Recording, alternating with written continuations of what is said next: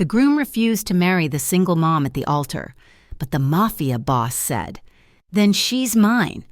The mirror in the cramped church basement dressing room was fogged at the edges, the glass itself warped with age. Lena Ward stared at her reflection, seeing not a bride, but a waitress in a borrowed dress. It was a good dress, simple, ivory-colored lace, with long sleeves that covered the faint scald mark on her left forearm from a close call with a coffee pot last week. She had saved for 6 months, skipping lunches and walking the 3 miles to her diner shifts, to afford the deposit on this dress and the rental for this small, respectable chapel in the less affluent part of Ashbourne Heights. A tiny hand tugged on the lace. "Mommy, you look like a princess." Lena's heart cracked open, the anxiety melting away just enough to let the love in.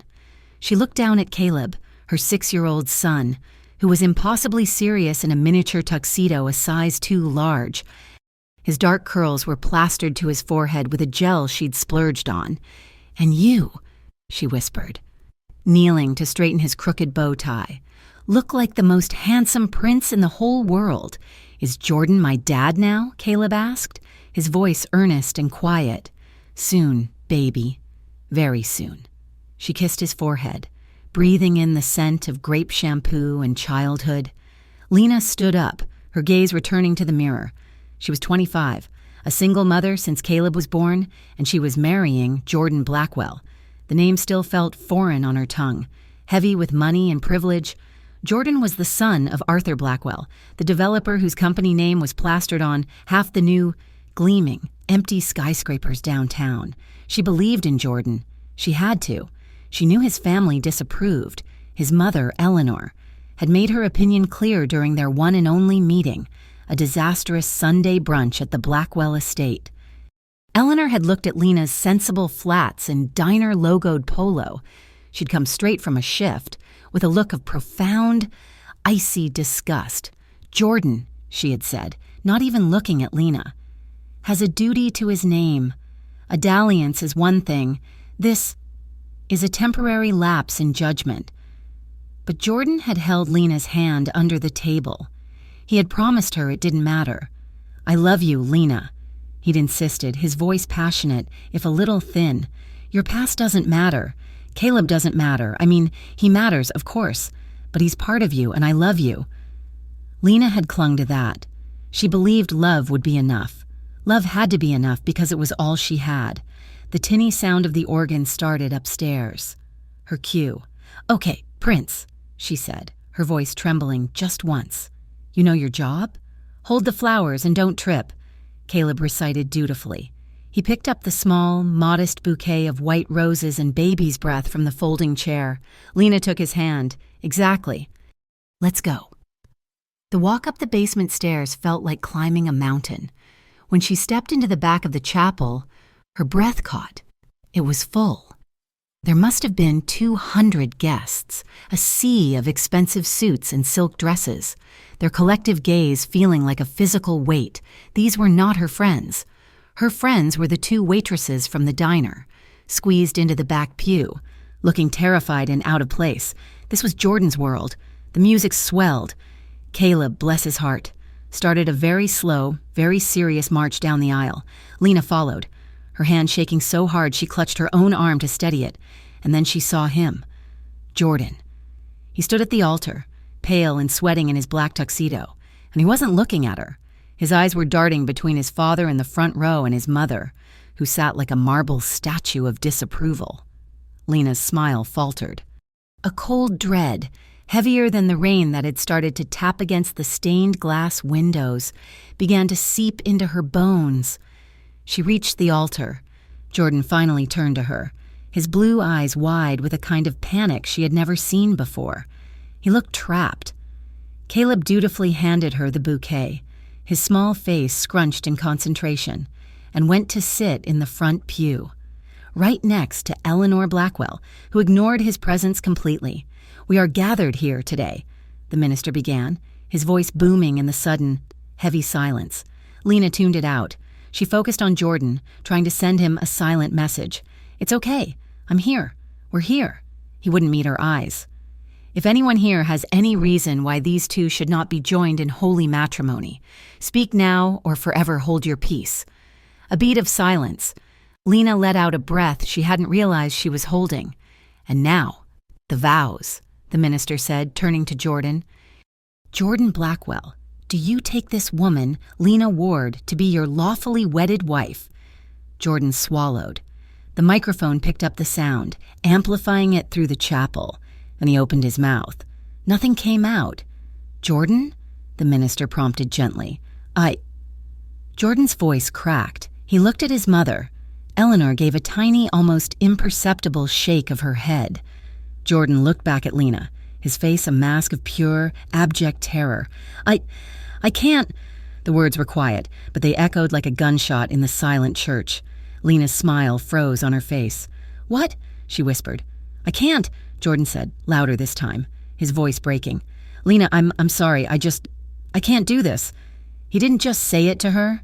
He turned, his back to her, and faced the 200 guests. He was pleading with them, with his family. "I can't." The world tilted, the air left Lena's lungs. The scent of roses and candle wax suddenly made her sick. A collective gasp rose from the pews. It was followed by a crash of whispers, a rustling of silk and judgment. "Mommy!" Caleb's small, confused voice cut through the noise. He was standing up in the pew, still clutching the single rose that had fallen from her bouquet. He didn't understand. Lena looked from Caleb's bewildered face to Jordan's retreating back. He was already halfway down the aisle, practically running. Then she made the mistake of looking at Eleanor Blackwell. The woman wasn't shocked. She wasn't angry. She was smirking, a small, tight, victorious smile that said, "I won. You lost." That was the moment the humiliation truly hit, a physical blow that stole her breath and her balance. Lena turned, her feet tangled in the borrowed lace, and she fled. She didn't hear her friends from the diner calling her name. She didn't hear the minister's stunned silence. She just ran, pushing through the heavy oak doors of the chapel and out into the gray, unforgiving day. The rain was a deluge now, a cold sheet of water that soaked her dress and her hair in seconds. She made it to the edge of the parking lot before her legs gave out. She collapsed onto the wet asphalt, the ivory dress turning gray against the grime, and the sobs she had been holding back tore from her throat. She was ruined. Publicly, completely ruined. A spectacle. A joke. The poor waitress who thought she could marry a Blackwell. "Mommy!" Caleb's voice, thick with his own tears, broke through her haze of pain. He ran to her, his little tuxedo soaked, and threw his arms around her neck. "Mommy, don't cry. You're all wet. Let's go home." He tried to pull her up, his small hands gripping her arm, but she couldn't move. She just knelt on the pavement, mascara streaming down her face in black rivers, and wept. A few yards away, parked in the reserved spot for the minister, sat a black sedan. It was long, impossibly clean despite the rain, and looked more like a polished piece of obsidian than a car. Inside. Matteo De Luca watched the scene with bored detachment. He hadn't wanted to come. Weddings were a waste of time. But Arthur Blackwell had insisted, calling it a courtesy that was owed. Matteo knew what it really was. Blackwell owed him for a land deal that had gone south. A deal Matteo's associates had quietly fixed, and Blackwell wanted to show him off, like a leashed dog, to prove he had powerful connections.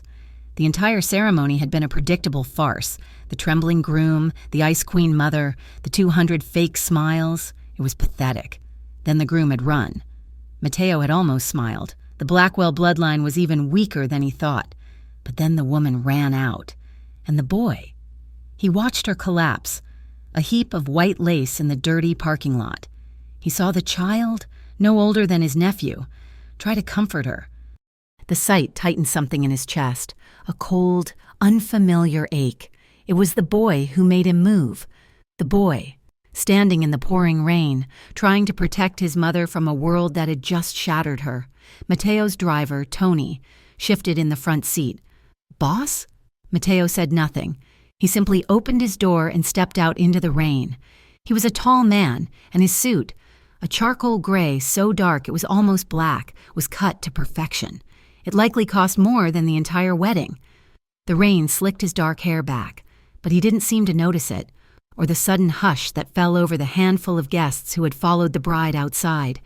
He walked directly to the woman. He didn't look left or right. His focus was absolute.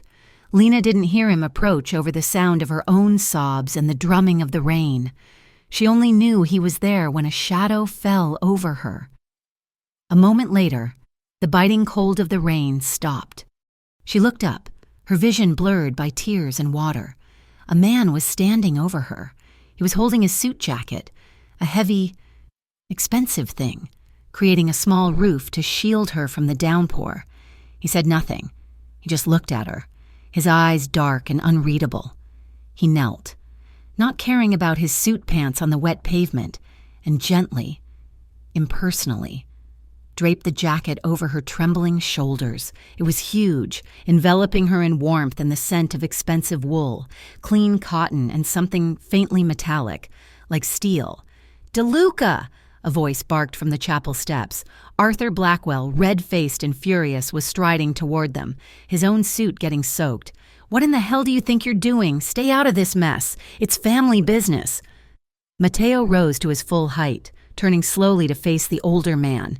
He was a good 4 inches taller than Blackwell, and where Blackwell was soft with wealth, Mateo was all hard lines and coiled muscle. The rain dripped from his chin, and he didn't raise his voice. He didn't have to. When he spoke, the sound was a low, gravelly growl that cut through the storm. "Then she's mine now." The words hung in the air, more shocking than the groom's rejection. Arthur Blackwell froze, his mouth falling open. The blood drained from his face, replaced by a pasty, yellow fear. He knew exactly who Mateo DeLuca was. The whispering guests fell utterly silent, their curiosity turning to a sudden, sharp panic. Mateo turned his back on Blackwell, a final, dismissive gesture. He looked down at Lena. "Get up," he said. It wasn't a request, it was a command, but it was spoken with a strange, rough gentleness. Lena, dazed and numb, looked at this stranger. She didn't understand what was happening. She didn't understand those 5 words. She only knew she couldn't stay here. She used his offered forearm to pull herself to her feet, her legs shaking violently. Mateo's hand settled on the small of her back, firm and guiding. He started walking her toward his car. "Mommy?" Caleb's voice was small and very, very scared. Mateo stopped. He looked at the boy. Caleb was staring up at him, his small chest hitching with a sob he was trying to hold back. Mateo didn't smile. He simply bent down and held out his free hand. Lena watched, her heart in her throat, expecting Caleb to scream. He was shy. He was afraid of strangers, of loud noises, of everything. But Caleb didn't scream. He looked at his mother, still wrapped in this man's jacket, and then he looked at the man's large, steady hand. After a second's hesitation, Caleb's tiny fingers slipped into Mateo's. Mateo's grip closed gently. He didn't pull. He just held on. And Caleb walked with him, not afraid, just quiet and curious. Tony was already holding the back door open. Mateo guided Lena in, his hand on her back, making sure she didn't hit her head. He then lifted Caleb in, setting him on the plush leather seat before sliding in beside them. The door shut with a heavy, solid thunk, sealing out the sound of the rain, the whispers, and the sight of Arthur Blackwell's horrified face. Lena sat, shivering, in the opulent silence, the scent of leather and steel filling her lungs. Her wedding dress was dripping muddy water onto the spotless floor.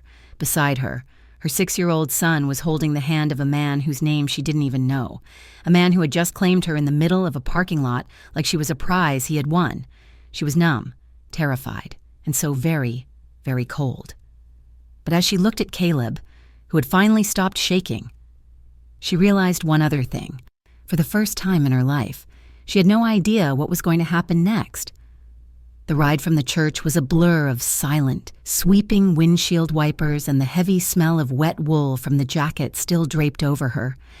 Lena sat frozen, her entire body one rigid knot of shock and humiliation. The borrowed dress, stiff with drying mud and rainwater, crackled every time she shivered. Beside her. Caleb had succumbed to the exhaustion and emotion of the day.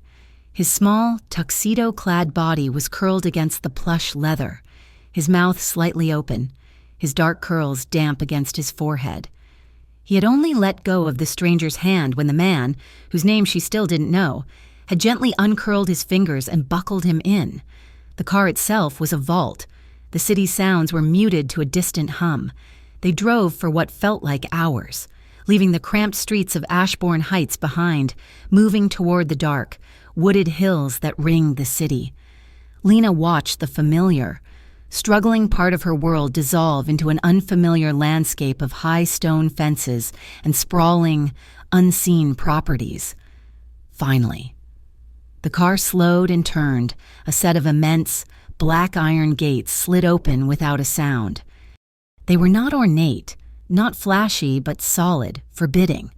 A man in a dark uniform nodded at the car as it passed, his eyes scanning the road behind them before the gates closed with a heavy, final thud. The estate was not what she expected. There was no gleaming marble fountain, no columns. The house was old, built of dark stone and covered in thick ivy, looking more like a dormant fortress than a home. It was all shadows, angles, and the oppressive weight of quiet power. The driver, a broad-shouldered man named Tony, who had not spoken a single word, parked the car under a covered portico. The man beside her, Matteo, got out first. He opened Lena's door before Tony could, and simply waited. Lena stared at his outstretched hand, the same one Caleb had held. She flinched, her mind finally catching up.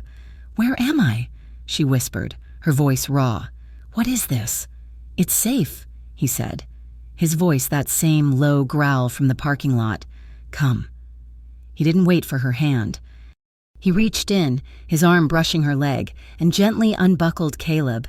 He lifted the sleeping boy into his arms as if he weighed nothing.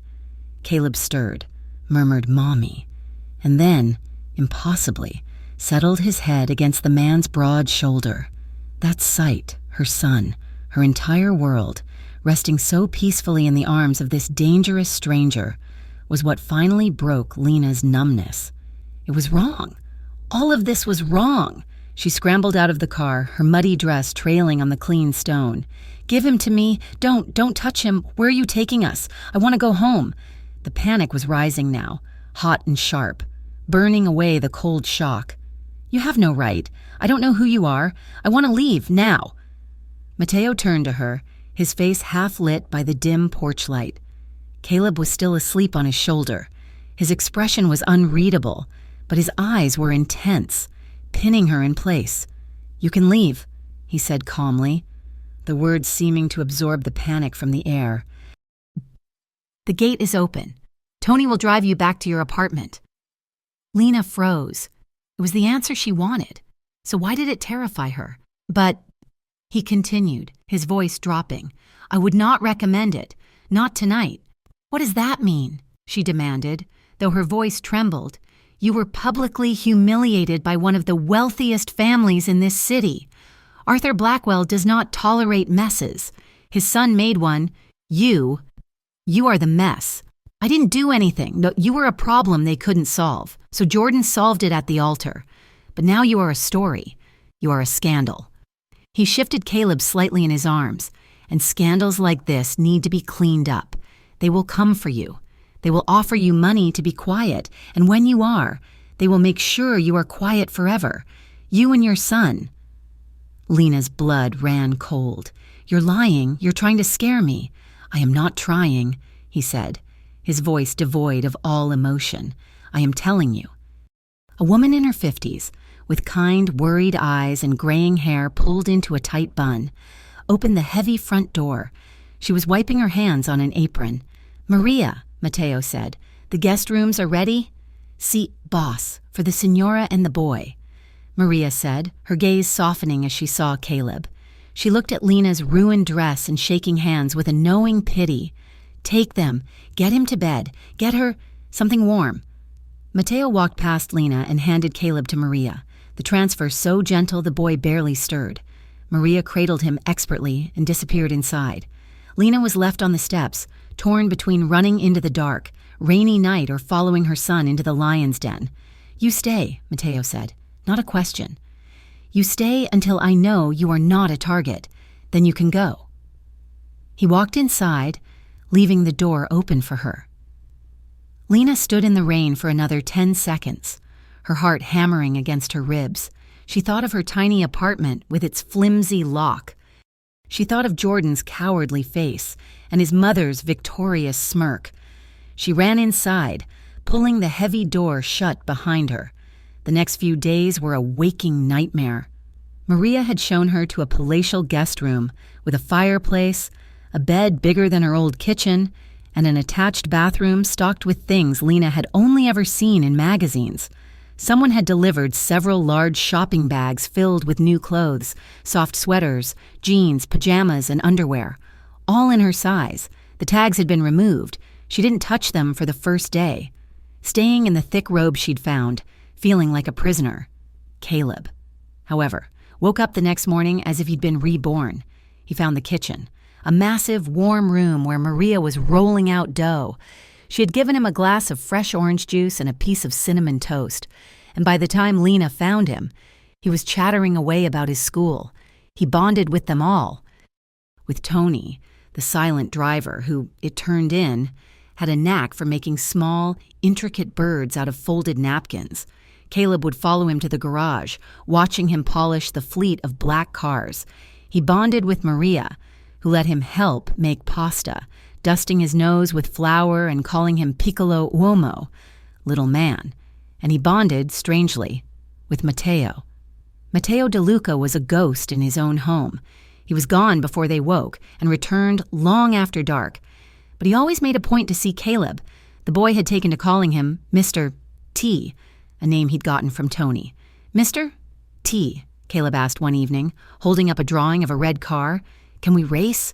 Mateo, who had just walked in, his suit jacket off and his tie loosened, had looked at the drawing with a serious expression. "Racing is dangerous. Caleb, but driving, we can do."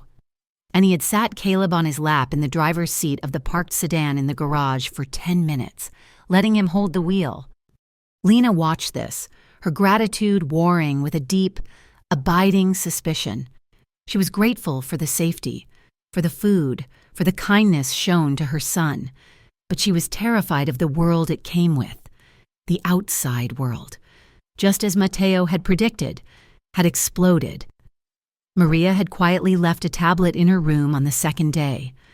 Lena's hands shook as she typed her own name. The photos were everywhere, photos of her, collapsed in the rain, photos of Jordan fleeing, and the headlines, "Jilted waitress left at the altar by Blackwell heir." A lucky escape? Friends say Blackwell family relieved by son's last-minute decision. The comments were worse. Half the people pitied her. The other half blamed her. She was a gold digger. She was a tramp.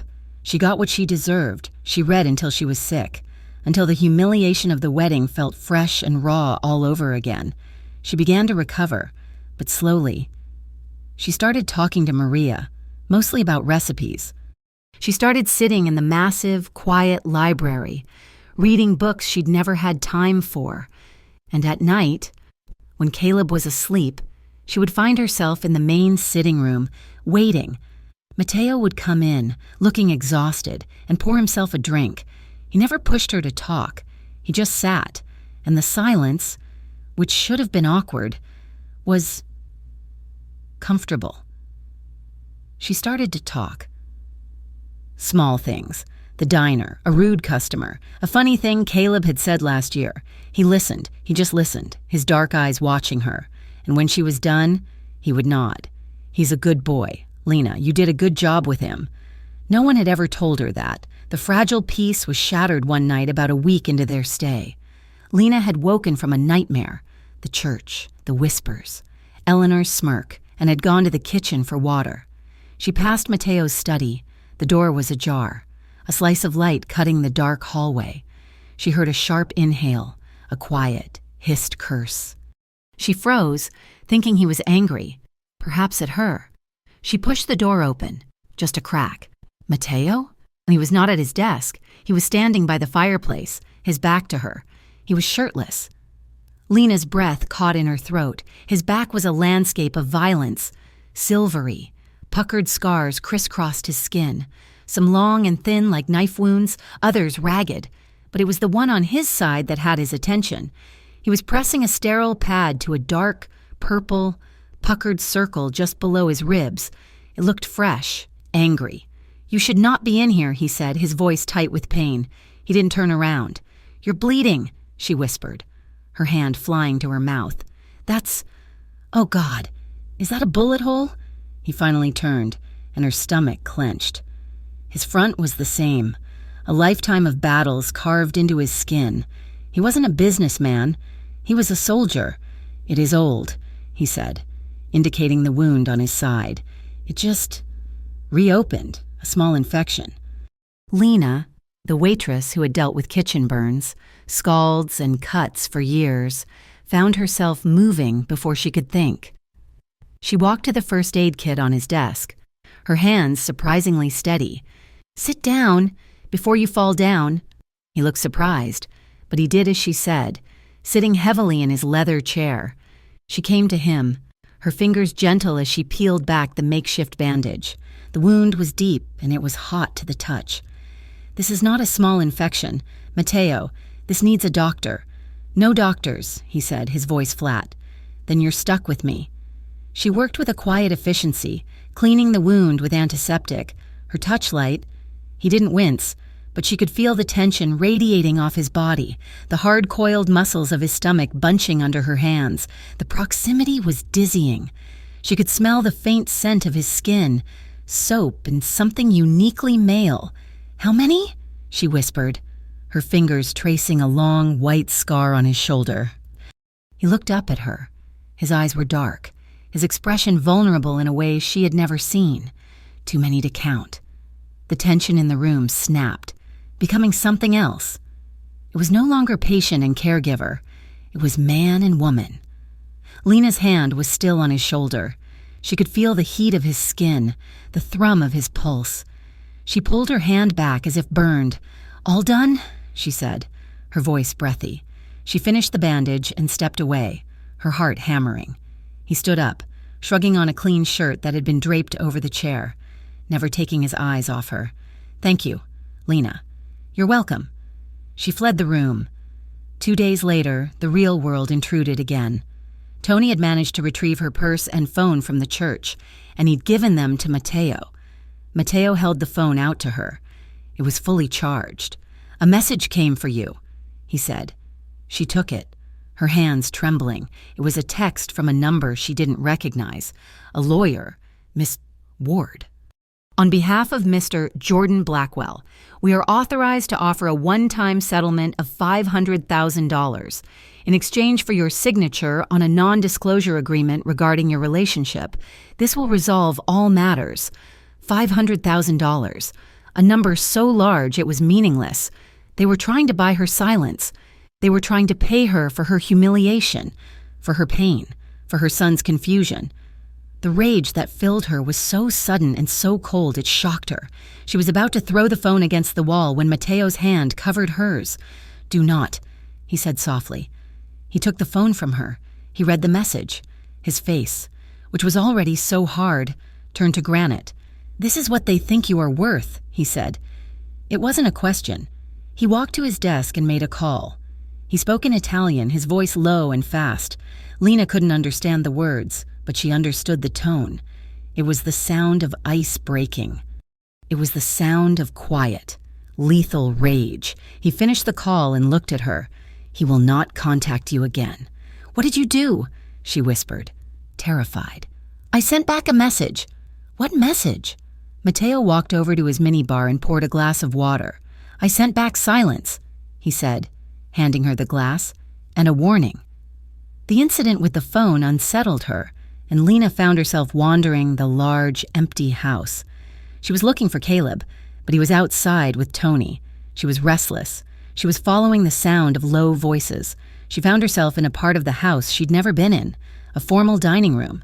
She pushed the door open without thinking, and froze. The room was full of men, 6 of them, all in dark suits, all standing around the long mahogany table. Mateo was at the head, and they were all looking at a map of the city's shipping docks. The air was thick with smoke, and a tension so sharp it felt like a blade. Every man turned to look at her. Their eyes were cold, not just unfriendly, but empty. Lena's blood turned to ice. This was not a business meeting. This was not about real estate. This was that world. The one she had pretended wasn't all around her. She saw a gun in a shoulder holster on one of the men. She made a small, terrified sound. "Out!" Mateo's voice cracked like a whip. The men didn't hesitate. They filed out of the room, not one of them looking at her again. In 30 seconds, she was alone with him. He was furious, but not at her. He strode over to her, his face a mask of concern. "Lena, are you all right?" She was shaking so hard she couldn't speak. She just stared at the spot where the man with the gun had been. "Lena." He grabbed her shoulders, gently. "Look at me." She did. "You are safe," he said. "They will not hurt you. No one in this house will ever hurt you." He raised a hand, his touch surprisingly gentle, and brushed a stray piece of hair from her cheek. His thumb grazed her skin, and a jolt went through her, and she realized, with a shock, that she hadn't flinched. She was terrified of what she had seen, but she was not, in that moment, afraid of him. That night, he found her on the main balcony, staring at the glittering, distant lights of Ashbourne. She was wrapped in one of the soft sweaters, but she was still trembling. He said nothing, just handed her a glass of red wine. He had one for himself. They stood in silence for a long time, the only sound the distant traffic and the rustle of leaves in the night wind. "I saw a gun. Mateo," she said finally, her voice small. "I know. You are what they say you are." He took a sip of his wine. "Yes." She turned to face him. "Why? Why save me? Why bring me here? You don't even know me." "I know," he said, his voice a low rumble, "that no one deserves what happened to you. I know that you are a good mother. And I know that the world is full of men like Jordan Blackwell, and they need to be shown their place." He set his glass down on the railing and touched her hand. Just a simple touch, his fingers resting on hers. She didn't pull away. "You should be afraid of me, Lena," he whispered. "I am," she whispered back, "but not in the way I should be." He looked at her, his eyes tracing the line of her mouth, her jaw, her neck. He was searching for something. Permission, fear. He found something else. He leaned in, slowly. He gave her every chance to pull back, to say no, to run. She stayed frozen, her heart leaping into her throat. His lips touched hers. It was not a passionate kiss. It was not demanding. It was slow and hesitant, and it ached with a loneliness she recognized because it was her own. It was a question. It was a confession. It tasted of wine and shadow and 1,000 unspoken words. He pulled back, his forehead resting against hers. His breath was warm on her skin. He had given her the choice, and with her eyes wide open, her heart hammering, and a terror that was almost excitement, Lena made her choice. She rose up on her toes, slid her free hand around his neck, and leaned in again. The kiss on the balcony was a fault line. The moment the world before split cleanly from the world after. The next morning, before the sun was even up. Mateo woke her. "Pack a bag," he'd said, his voice low, standing in the doorway of her room. "Just for a few days, for you and Caleb." Panic, her old familiar companion, seized her. "What? Why? Is it the Blackwells? Did your warning not work?" "It worked," he said, his face a hard mask in the dawn's gray light. "This is not about them. This is about me. The meeting you walked into. It stirred things up. The city is not safe for you right now." He was not just protecting her from the Blackwells. He was protecting her from his own world, from his enemies. An hour later, they were in one of the black sedans, Tony at the wheel, driving south as the sun painted the sky in shades of bruised purple and orange. Caleb, miraculously, was thrilled. A road trip was the most exciting thing that had ever happened to him. He knelt on the back seat, his nose pressed to the glass, counting cows in the fields that blurred past. They drove for 3 hours, the landscape changing from urban sprawl to rolling hills, and finally to the flat, glittering expanse of the coast. The air grew thick and salty. The villa was hidden. A long, private drive, choked with overgrown bougainvillea, opened onto a stretch of white sand. The house was not like the estate. It was modern, all glass and white stone, designed to let the outside in. It was perched on a low cliff, and every room seemed to look out over the endless, calming blue of the ocean. It was quiet. It was warm. It was leagues away from cameras, from whispers, from the judging eyes of Ashbourne. For the first time since she had walked down that aisle, Lena felt her shoulders, which had been knotted with tension for weeks, finally drop. The days that followed were a strange, sun-drenched dream. There was no Tony, no Maria, no guards in dark suits. There was just Mateo, Lena, and Caleb. Mateo, turned out, could cook. While Lena's skills were born of diner short orders and making a dollar stretch, his were refined, patient. He taught her how to make a simple, perfect tomato sauce from scratch, his large, scarred hands guiding hers as she chopped garlic, their bodies brushed in the small, sunlit kitchen, a casual intimacy that made her heart skip. Caleb, who had only ever seen a public pool, discovered the ocean. Mateo, surprisingly patient, taught him how to skip stones on the calm morning water. Lena watched them from a beach towel, a book lying forgotten in her lap. She watched this dangerous, complicated man, who had bullet scars on his back, crouch down and show her son how to find the perfect flat rock. She saw the rare, small smile that touched Mateo's lips when Caleb finally managed to skip. They swam. They built lopsided sandcastles. They ate dinner on the deck as the sun bled into the water. They laughed. Lena had forgotten what her own laugh sounded like. It startled her when it came, a light, airy sound she did not recognize. It was drawn out of her by Caleb, who was telling a long, nonsensical story about a talking crab, and by Mateo, who was listening to the boy with the focused seriousness of a diplomat. This, she thought, her chest aching with a sweetness that was almost painful. This is what peace feels like. That night, after Caleb was finally asleep in his own room, exhausted by the sun and sea, Lena padded into the kitchen. She found Mateo staring out the massive glass doors at the moonlit water, a glass of whiskey in his hand. She was wearing one of his shirts, a plain white button-down she'd pulled on over her pajamas. It swamped her, the sleeves rolled up a dozen times, the hem hitting her mid-thigh. "He's asleep," she said softly. Mateo turned. His eyes did a slow, appreciative sweep of her, lingering on her bare legs, on the shirt, his shirt. He said nothing, but the air in the room, which had been still and salty, suddenly became charged, heavy. He set his glass down. "Good." A slow song was playing on a small speaker in the corner, some old, soulful ballad with a quiet guitar. He held out his hand. "Dance with me, Lena." I'm not a very good dancer," she whispered, her diner waitress flats and polo shirt, self-warring with the woman standing in a moonlit kitchen, wearing her protector's shirt. "Neither am I," he said. "It's not about being good." She placed her hand in his. His grip was warm, his palm calloused, and he drew her in. He didn't pull her close. Not at first. He just held her hand, his other hand resting lightly, respectfully, on her hip.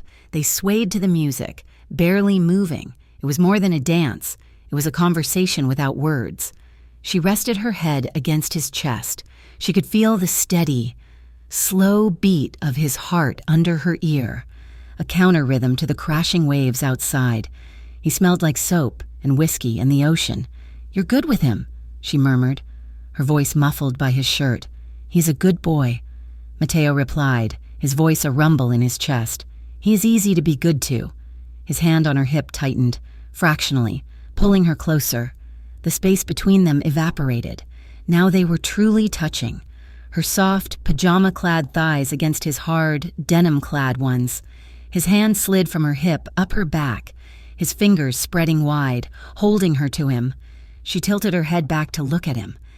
His face was in shadow, but she could see the intensity in his eyes. He was looking at her mouth. The dance stopped. The music faded. There was only the sound of the ocean and their breathing. "Lena?" he whispered, and it was a question, a plea, and a warning all in one. She answered by rising on her toes, her hand sliding from his shoulder to the back of his neck, her fingers tangling in his short, dark hair. The kiss was nothing like the one on the balcony. That one had been hesitant, aching. This was a claiming. It was a release of all the tension, the fear, the near misses of the last few weeks. His mouth was firm, hot, and he tasted of whiskey and salt. He kissed her like he was starving, and she realized, with a jolt, that she was starving too. She kissed him back with a desperation that shocked her, her body pressing into his, seeking a friction, a reality that she craved. This was not a dream. This was real. He broke the kiss, only to trail his mouth down her throat, his lips finding the pulse that hammered there. "Mateo," she gasped, her hands fisting in his shirt, her knees going weak. He responded to his name with a low groan, and in one fluid movement he lifted her. She didn't even have time to be surprised. He was so strong. He lifted her as if she weighed nothing, and he sat her on the cool quartz countertop. Now they were eye to eye. He stood between her legs, his hands framing her face, his thumbs stroking her cheekbones. "You are beautiful," he said, his voice raw. "You have any idea how beautiful you are?" Before she could answer, he kissed her again, deeper this time. He angled his head, his tongue tracing the seam of her lips, and she opened for him, a small, involuntary sound escaping her. He explored her mouth, a slow, deliberate claiming that sent a white-hot spark straight to her core. Her world narrowed to this. The feel of his hands in her hair, the scrape of his stubble against her soft skin, the cool counter beneath her, and the heat of his mouth. "Mommy?" The voice was small, sleepy, and it shattered the moment like a pane of glass. They sprang apart. Mateo stepped back instantly, putting a foot of space between them, his hands dropping to his sides. Lena, her face flushed and her lips swollen, nearly fell off the counter.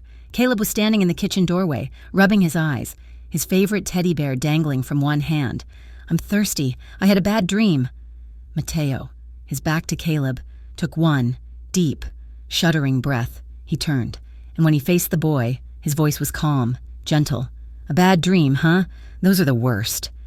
He went to the fridge, his movements perfectly normal, and poured a small glass of water. Lena sat on the counter, her heart hammering, her legs trembling, trying to remember how to breathe. Mateo knelt in front of Caleb. "There you go. Piccolo Uomo. You drink this.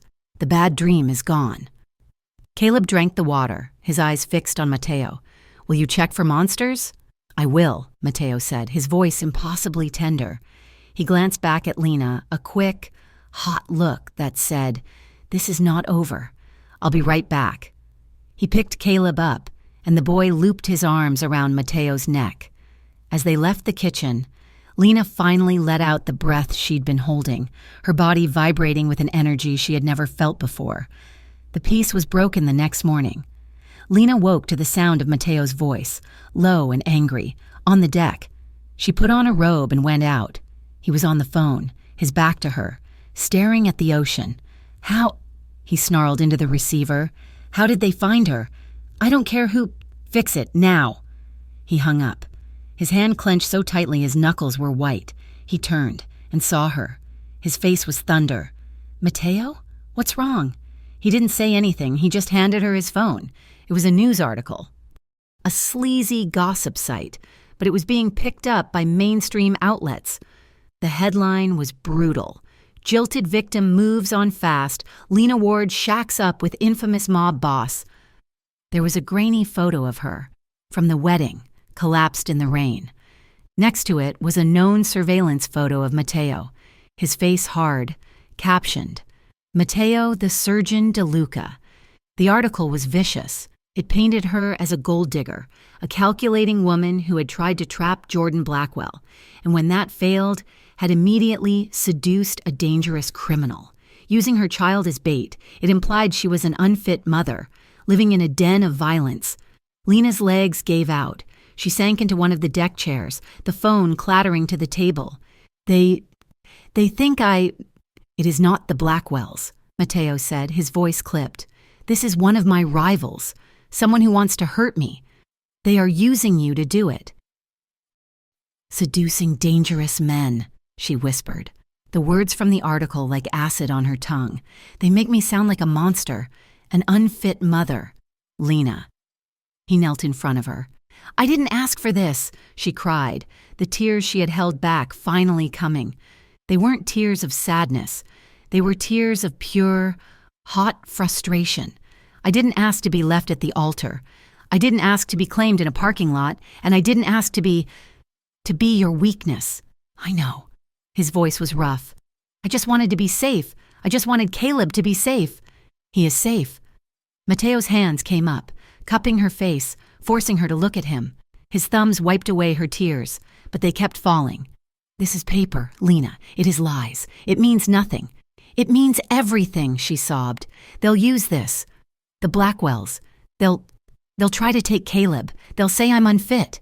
Let them try, he said, and the coldness in his voice chilled her to the bone. Listen to me. Anta, he held her face tighter, his gaze burning into hers. You didn't ask for any of this. You are right.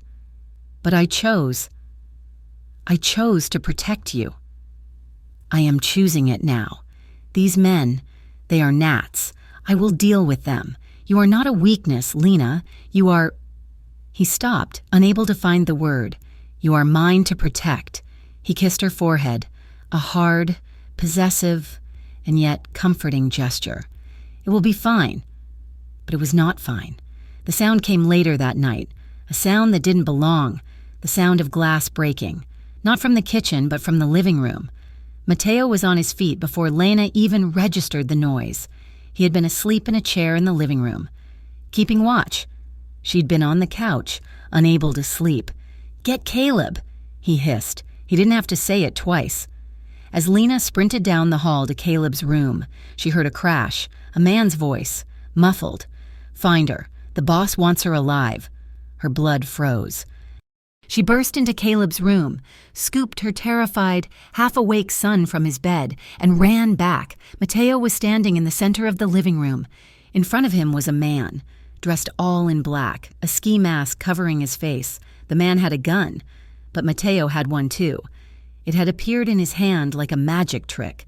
Mateo! Lena screamed, clutching Caleb to her chest. The intruder turned, his gun swinging toward the sound of her voice. He never had the chance. The sound of Mateo's gun was deafening in the enclosed space. It was not like in the movies. It was a single, brutal, wet crack. The intruder's body was thrown backward, a dark stain blossoming on his chest. He hit the glass coffee table, shattering it, and did not move again. There was a horrible, ringing silence. The smell of gunpowder and blood filled the air. Mateo didn't look at the body. He was looking at her, his eyes wild, his chest heaving. He was shielding her, his body still angled between her and the dead man. Even though the threat was over, his hands were covered in blood, not his own. It must have splashed. Caleb started to wail, a high-pitched, terrified scream that tore through Lena's shock. It's okay, she whispered, her voice shaking violently. It's okay, baby, you're safe. Mommy's here. She backed away, pulling Caleb with her, her eyes locked on the blood on Mateo's hands. Lena. Mateo took a step toward her, his gun still in his hand, his voice pleading. No, she screamed. Don't. She ran. She ran back to Caleb's room, slammed the door, and locked it. She huddled in the corner, pressing her hands over Caleb's ears, rocking him, and singing a lullaby, her voice cracking with terror as he sobbed into her neck. Caleb finally cried himself to sleep. The nightmares started almost immediately, his small body jerking, whimpering about the loud bang and the red. Lena sat with him until dawn, her entire body numb. She wanted to leave. She wanted to grab her son, run to the nearest bus station, and disappear. But where would she go? The news article had made her toxic. The Blackwells would find her. Mateo's enemies, they had found her here. When she finally emerged from the room, the sun was up. The living room was spotless. The broken glass was gone. The shattered table was gone. The body was gone. If not for the faint, lingering smell of bleach and iron, she would have thought she'd dreamed it. Mateo was on the deck, staring at the ocean. He hadn't slept. He was still wearing the same clothes from last night, but they were clean. She walked out, her bare feet cold on the stone. "He's having nightmares," she said, her voice dead. Mateo's shoulders hunched. He didn't turn. I called Tony. He's coming. We will go back to the estate. It is safer." "Safer?" She laughed, a bitter, broken sound. "You call this safe?" He saw it. "Mateo, my 6-year-old son saw you kill a man. I was protecting you," he roared, whirling to face her. His face was ravaged, his eyes red-rimmed. "He was going to shoot you. He was going to take you. And God knows what he would have done to the boy. What did you want me to do, Lena? Let him? I want to leave," she cried. "This isn't protection. This is a war, and you've put us in the middle of it." "Leaving is a death sentence," he said, his voice dropping, pleading. "Do you understand that? They found you here. They know your face. Leaving me is not safe. Please, just stay. Stay until I clear this, until the danger is gone." She looked at him, at this man who had held her son's hand, who had danced with her in the kitchen, and who had just taken a life in front of her without blinking. "Who are you?" she whispered, the fight draining out of her, leaving only a vast, empty exhaustion. "What have you done?" He walked toward her, slowly, as if approaching a frightened animal. He stopped a foot away from her. "I have done things," he said, his voice raw with a pain that matched her own. "I have hurt people. I have ended lives. I am not a good man. Lena, I have never lied to you about that." He looked so broken, so tired. "But I swear to you," he whispered, his eyes locking on hers, "I have never lied to you, and I will die. I will die, right here, on this beach, before I let anyone hurt you or your boy." She searched his face, looking for the lie, for the manipulation. She found none, only a desperate, brutal honesty. She didn't know what to do. She didn't know where to go. So she just stood there, and she started to cry, silent. Exhausted tears for the life she had lost and the terrifying one she had found. He didn't touch her. He just stood, bearing witness. That night, back at the heavily guarded estate, she couldn't sleep. The silence of the guest room was deafening. Every creak, every shadow was the intruder. Caleb was in a cot beside her, and every time he whimpered in his sleep, her heart seized. At 3 a.m, she couldn't take it anymore. She picked up Caleb, wrapped him in his blanket, and walked down the hall to Mateo's room. He was awake, sitting in a chair by his window, a sentinel in the dark. He saw her and was on his feet in an instant. "Are you all right? Is he—" "We can't," she whispered, her voice trembling. "We can't sleep. We're scared." His expression softened, the hard planes of his face dissolving into an aching tenderness she had only seen glimpses of. He didn't say anything. He just pulled back the heavy comforter on his massive bed. She laid Caleb down first, in the center, building a small pillow fortress around him. Then, fully clothed, her heart pounding, she slid in on the other side. The bed was huge, a small island of safety. Mateo walked around, but he didn't get in. He stood by her side of the bed. "Go to sleep, Lena. I will watch." "No," she whispered, her voice thick. "Please, don't watch. Just stay." He hesitated. She saw the war in his eyes. Finally, he kicked off his shoes and slid under the covers, on top of the comforter, keeping a respectful distance. He lay on his back, staring at the ceiling. The silence stretched. Lena's heart was a trip hammer. Caleb whimpered, his small hand flailing out in sleep. Lena shifted, closing the distance between them. She wasn't seeking passion. She wasn't seeking the man from the kitchen. She was seeking the protector, the man who had sworn to die for her. She pressed her back against his side, her body trembling. For a long moment he was rigid, as if her touch was fire. Then slowly, he turned onto his side, facing her back. He draped an arm over her waist, pulling her flush against his chest. He was a furnace of warmth and solid muscle. He nuzzled his face into her hair, his forehead pressing against the nape of her neck. His breath was warm. His hold was not sexual. It was absolute. It was a promise. "I have you," he murmured into her hair. "Sleep. No one will get through me." And for the first time since the glass had shattered, Lena's body unclenched, shielded by his, with her son safe beside her. She closed her eyes and fell into a dark, dreamless sleep. The heavy silence of the estate was a new kind of prison. The coastal villa, with its shattered glass and the lingering, metallic smell of bleach, was a memory that haunted them both.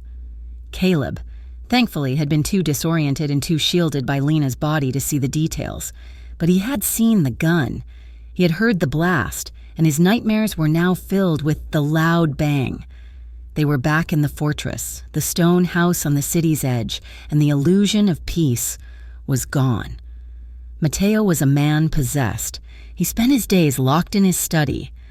The anger radiating from him was a cold, quiet thing, far more terrifying than any shouting. He was moving pieces on a board Lena could not see. It was Tony who finally gave her a piece of the truth. He found her in the kitchen one afternoon, staring at the phone, willing it not to ring with more bad news. "It wasn't the boss's enemies," Tony said, his voice low, as he polished a glass. "Not his usual ones, anyway." Lena looked up, her heart stopping. "What?" "The man at the villa, he was hired by Jordan Blackwell's uncle, a man named Marcus Blackwell." Lena's mind fumbled with the name. She'd never met him. But why?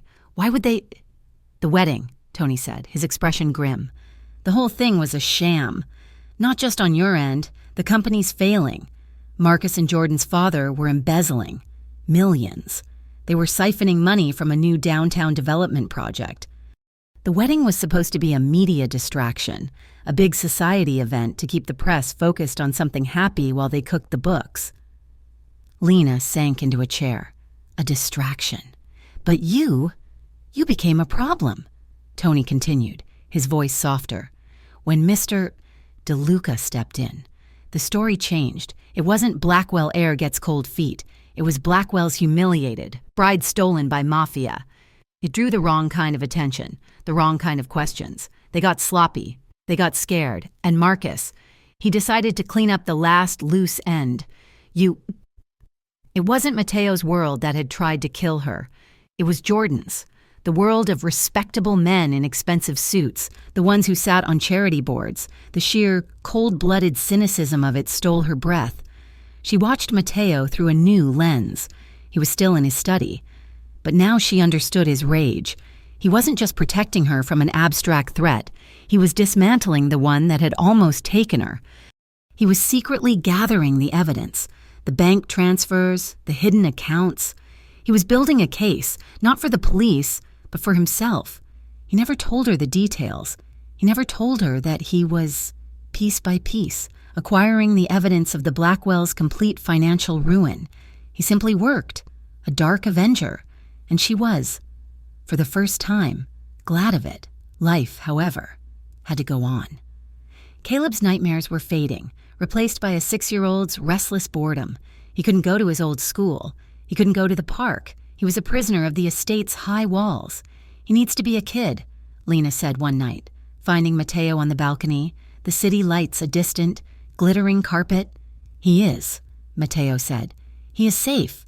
"He's not," Lena argued, her voice gaining strength. "He's isolated. He needs school, friends. He needs a normal life." Mateo turned to her, his face in shadow. "Normal is not a word I am familiar with." "Then learn," she snapped, her patience thin. "I won't let him grow up in a gilded cage.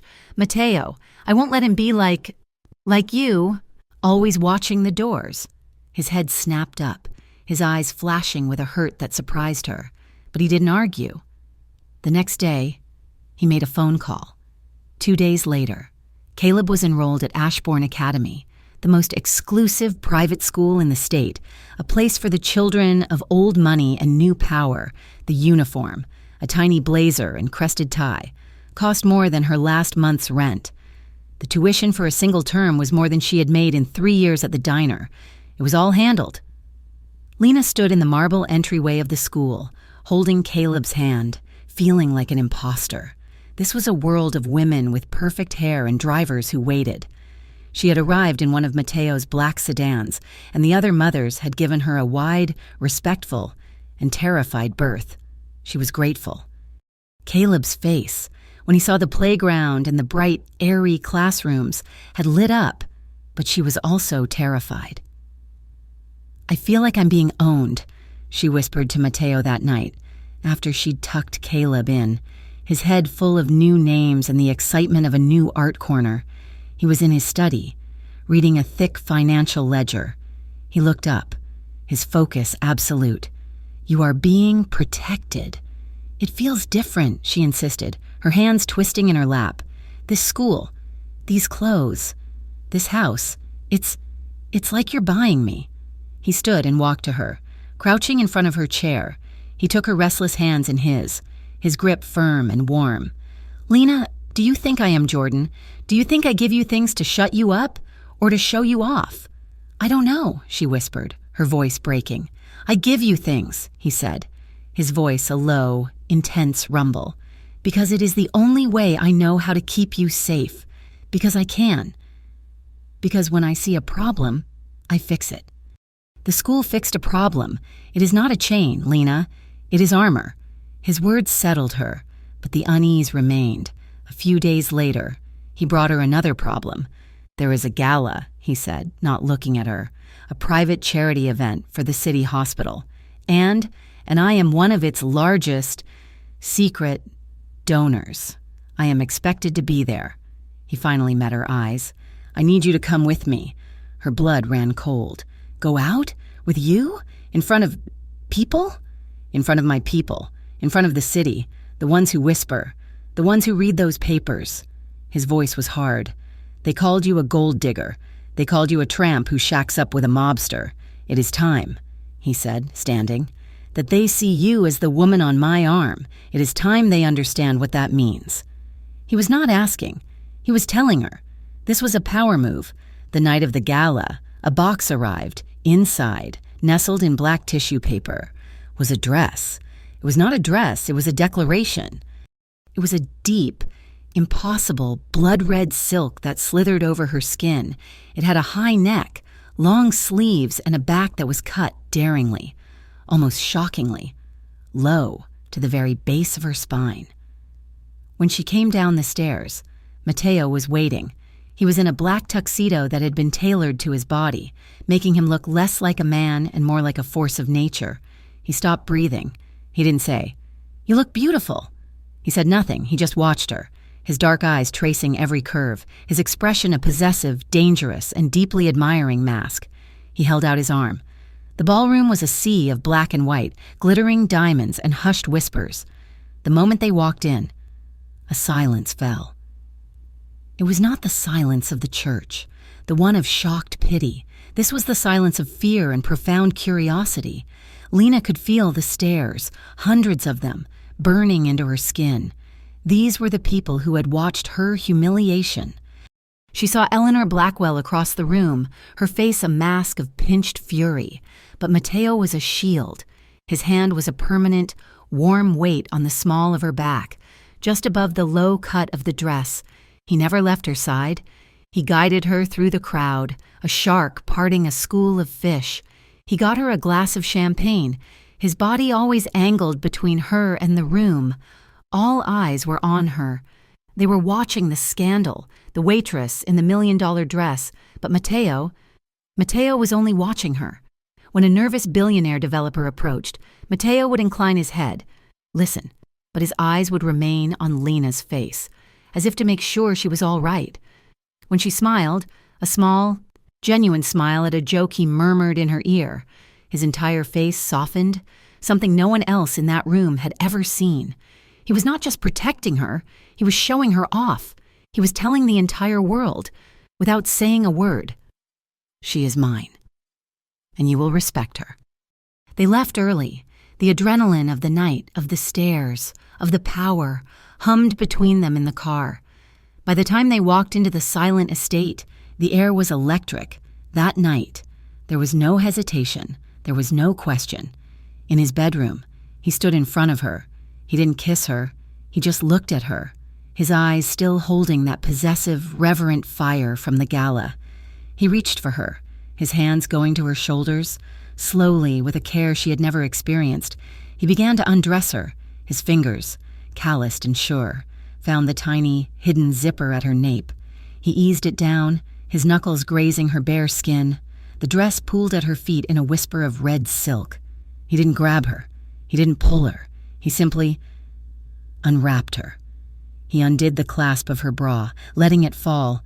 He knelt, his hands on her hips, and eased her underwear down, his touch reverent, as if he were handling something priceless. She stood before him, bare, vulnerable, her body thrumming with a fear and an anticipation that were one and the same. He rose, his eyes tracing the lines of her body, and she saw nothing but adoration in his gaze.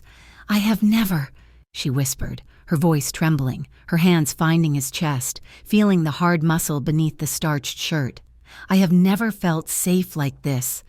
Not ever." He closed his eyes, his forehead pressing against hers. He undid his tie, his cufflinks, his shirt, his hands working with a quick, desperate need. His own scars, the map of his violent life, were bared to her.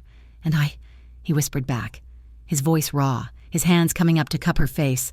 "I have never let anyone this close. No one." This time, it was not the desperate heat of the kitchen.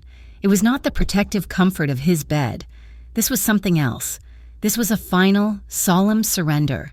He lifted her, carrying her to the bed, laying her on the cool sheets as if she were a queen. Their bodies spoke in a language words could never touch. His hands on her skin were a promise. "You are safe." Her hands, tracing his scars, were an answer. "I am not afraid." He moved slowly, carefully, his entire focus on her. He watched her face, reading every flicker of her eyelashes, every small gasp, every tremble. He was worshiping her, undoing every moment of pain, every humiliation. With the careful, irreverent pressure of his lips and his hands, he was erasing the memory of the cold rain in the parking lot, of the whispers in the church, of the blood on the floor. When they finally came together, it was a slow, deep, emotional collision. It was not two bodies meeting. It was two souls, two broken halves, finding a new, stronger whole. It was quiet. It was profound, and it was absolute. The bubble of their new, fragile reality burst 3 days later. Lena was in the kitchen with Caleb, helping him with his homework, advanced reading, at 6 years old, when the doorbell rang. Maria answered it. A man in a suit handed her a thick white envelope. "For Mrs. Ward," he said. Maria brought it to Lena, her face creased with worry. "Signora." Lena wiped her hands and took it. Her name was on the front, Lena Ward, and in the corner, the return address of a law firm, not Mateo's, Blackwell, Crichton and Associates. Her blood turned to ice. She tore it open, her hands shaking. It was a custody petition. The Blackwells, Arthur and Eleanor, on behalf of their son, Jordan, were suing for sole emergency custody of Caleb. She read the words, but her brain refused to process them. An unfit and unstable home environment. Exposure to known criminal elements. The mother's erratic and dangerous personal associations. Mateo, the surgeon De Luca, unfit, unstable, unsafe. They had attached the gossip article. They had a sworn, false affidavit from a concerned guest at the wedding who claimed Lena had seemed wild and on drugs. They were going to take her son. The papers slipped from her fingers, scattering across the kitchen floor. "No," she whispered. "No, no. Mommy?" Caleb looked up, his pencil frozen. "Are you okay?" She couldn't breathe. She was back in the parking lot, on her knees, the rain pouring down. They were winning. Eleanor was winning. When Mateo came home, he found her in the study. The papers spread on his desk, her body curled in his chair, rocking back and forth, silent. "Lena?" She looked up, her face pale, her eyes empty. "They're right." "What?" "They're right," she said, her voice a dead monotone. "He's not safe. Not with me. Not here. He saw you. He saw the gun. He's in a house with you. How can I say he's safe? They'll take him, and they'll be right to." "Lena, stop." He strode across the room, grabbing the papers. His eyes scanned them, and his face turned to a mask of such cold, lethal fury that Lena flinched. "They won't," he said, his voice a low growl. "They will," she shrieked, the numbness breaking, replaced by a hysterical, tearing sob. She flew at him, her fists pounding on his chest, a place that had felt like home only nights before. "They will take him. They will take my baby. And it's all my fault. I should have run. I should have taken their money." He didn't stop her. He just took the blows, his arms wrapping around her, pulling her tight against his chest, holding her while she fell apart. He absorbed her panic, her rage, her devastating grief. "Shh," he whispered, his lips in her hair. "Breathe. Just breathe. I can't," she sobbed into his shirt. "Mateo, I can't. Don't let them take him. Please." He held her face, his thumbs wiping the tears that streamed. "Listen to me." His voice was iron. "They will not touch him. I swear on my life, Lena. I will burn their entire world to the ground before I let them lay a hand on him." He held her for a long time. Then, with a new, cold purpose, he picked up his phone. "Karis," he said, "get to the house now. We have a fire." He spent 2 hours locked in the study with his lawyer. Lena just sat on the stairs outside, her body numb, her mind empty, her heart a cold, heavy stone in her chest. Later, long after the lawyer had gone, he found her. She was in her own room, staring at Caleb as he slept, the picture of innocence. "They have a case," she said, not looking at him. "Karis said they have a case. Morality clause. Dangerous environment. I'm an unmarried mother. Living with you, they'll win." "No," Mateo said. He sat on the edge of her bed, not touching her. He looked exhausted, the lines around his eyes deeper than she'd ever seen them. "The court," he said, his voice flat, "sees a problem. They see instability. An unmarried woman, a child, and a man they want to paint as a monster. So that's it," she whispered, a new tear tracing a path down her cheek. "I've lost." "No," he said again. He turned, his dark eyes capturing hers. "We fix the problem. We give them what they want. We give them stability. We give them a family." "What are you talking about?" "Marry me, Lena." She stared at him, her mind blank with shock. "What?" "It's a solution," he said, his voice all business, but his eyes were pleading. "A fake, on paper, a contract, but it's a marriage. You take my name. Caleb becomes my legal stepson. I become his legal guardian. You are no longer an unfit single mother. You are Mrs. Mateo De Luca. You are untouchable. The Blackwells cannot fight me. Lena, not my name, not my lawyers, not my power. It ends this, today. Another marriage, another proposal. Not for love, not for a future, but for survival." It was a strategy, a cold, hard, brilliant strategy, and she was moved. He was willing to tie himself to her chaos, to her son, to protect them. He was offering her his name, the one thing that was both a curse and an impenetrable shield. She looked from his hard, earnest face to her son's sleeping form. This wasn't about her. It wasn't about love. It was about Caleb. She took a deep, shuddering breath. "Yes," she whispered. "Okay, yes." He closed his eyes, a wave of profound relief washing over his face. He started to reach for her, but she held up a hand. "On one condition," she said, her voice finding a sliver of its own strength. He waited, his gaze wary. "This time," she said, her voice breaking on the last word. "No church, no guests, no 200 pairs of eyes, no dalliance and no mess." She looked him straight in the eye, the tears returning, hot and fast. "This time, no altar, just us." Mateo's expression softened into something she had never seen before, a profound, aching respect. He nodded. "Once, just us." They did not go back to the church. They did not go to a courthouse. They went back to the only place that felt like theirs, the coastal villa. It had been cleaned, the glass had been replaced, the blood scrubbed from the stone, but a phantom chill remained. Matteo had insisted. However, "This is where we start over," he had said, his voice firm. "We will not let them take this place from us, too."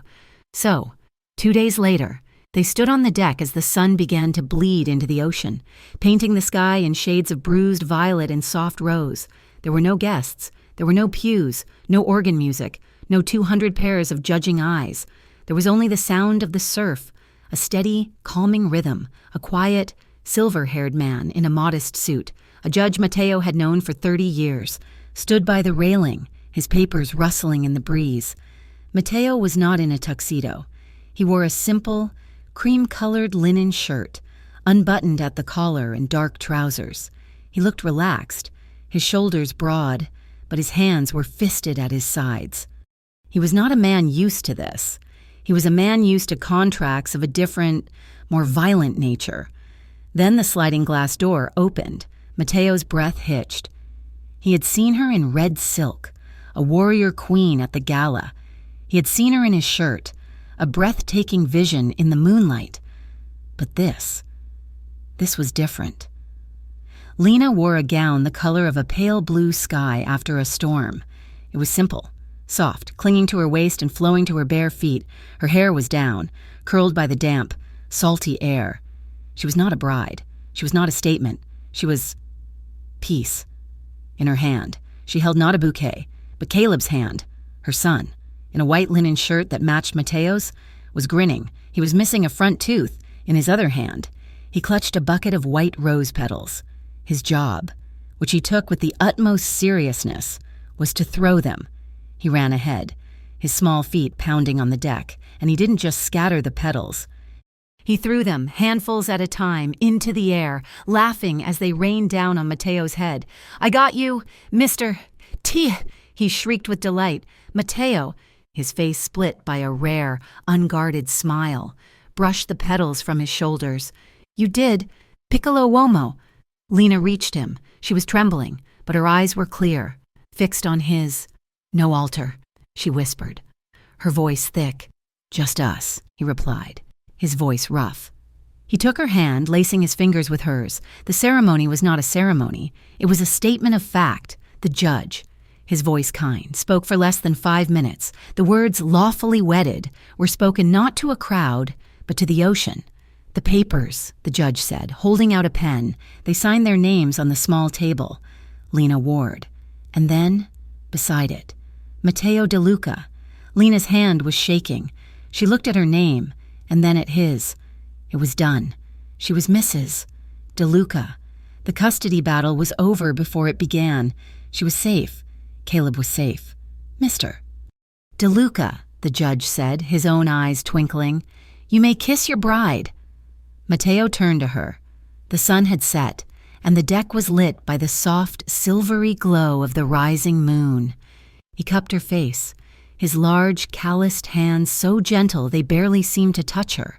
This was not the desperate, claiming kiss of the kitchen.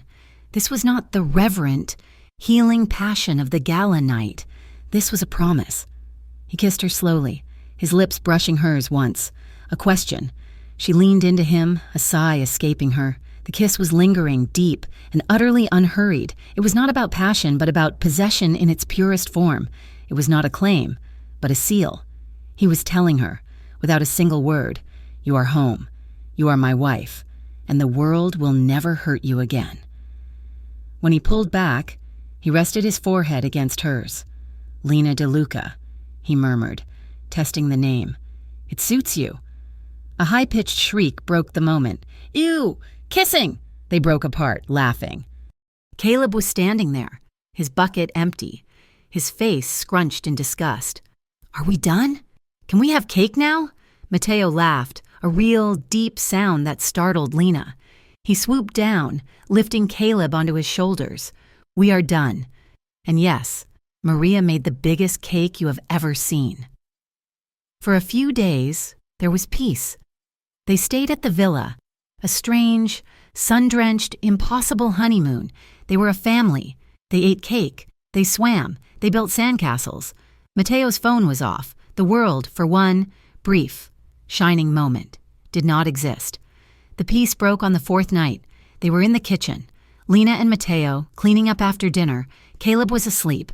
A quiet, domestic scene. Mateo's phone, the one he kept for emergencies, buzzed on the counter. It did not ring. It just buzzed. A low, angry vibration. Lena saw his face change. The softness of the last few days evaporated. The lines of his face hardened. The husband was gone, and the boss was back. "What?" he snarled into the phone. He listened. His body went rigid. The glass he was holding in his other hand, he squeezed it until his knuckles were white. Lena thought it would shatter. "How many?" he asked. His voice a low, lethal whisper. A pause. "Keep them alive. I am coming." He hung up. "Mateo?" Lena whispered, her blood turning to ice. "Stay here.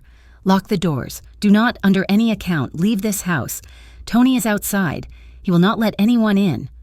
He was already moving, grabbing his keys, shrugging on a dark jacket that had been by the door.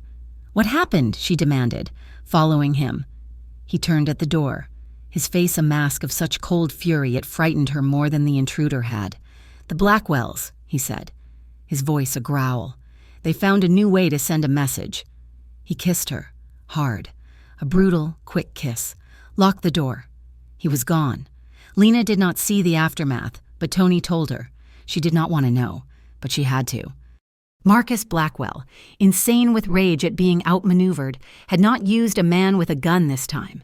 He had used explosives, a warehouse in the industrial district, one of Mateo's oldest properties. A front for his shipping logistics had been leveled.